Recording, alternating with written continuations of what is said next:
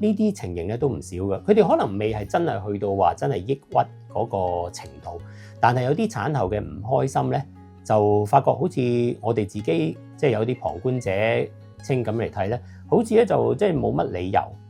咁然後跟住咧就問翻佢哋咧，尤其是我覺得係丈夫嘅支持啦。嗱，咁丈夫有時都要明白嘅，咁因為又要翻工啦，要揾食啊各方面。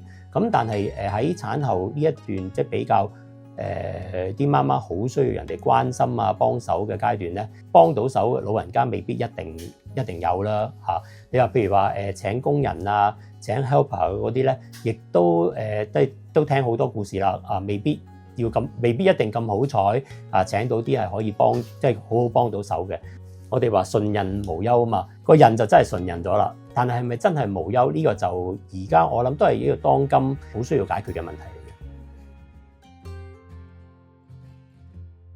即係你產後抑鬱唔係話霎時間生完 BB 6個禮拜嗰一日開始抑鬱噶嘛，一定咧其實係產前開始，其實係未懷孕之前。即係譬如話真係準備得唔好，或者係太忐忑咧，咁變咗嗰度咧，其實你有啲心結係未 soft 嘅。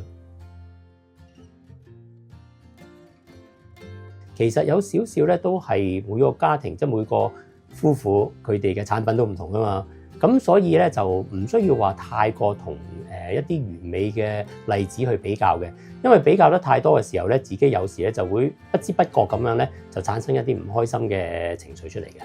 嗱，咁而家懷孕期間咧，譬如就咁講話產前檢測啊、產前診斷嗰方面咧，因為醫學嘅進步咧，哇！而家真係咧啲測試咧五花八門，我自己成日都講話，好似一個而家當今好複雜嘅地鐵圖咁樣，一般媽媽咧都未必明白得到嘅。咁我當然呢樣嘢咧係我哋呢行嚟講係一個進步嚟嘅，因為就係話科技嘅進步啦、醫學嘅進步，先至可以咁多呢啲測試啊、檢測做到出嚟。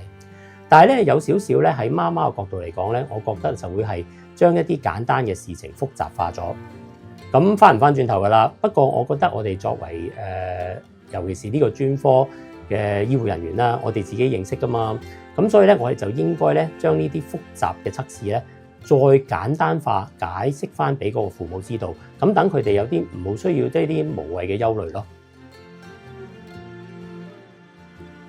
作為醫護啦，亦都係要盡量將一啲複雜咗嘅事情而家簡單化，希望啲父母能夠明白到啦。佢哋自己咧，亦都唔好作出一啲無謂嘅比較。咁多市面上嘅知識咧，一定要識得篩選先得，咁就最終可以達到順孕無憂啦。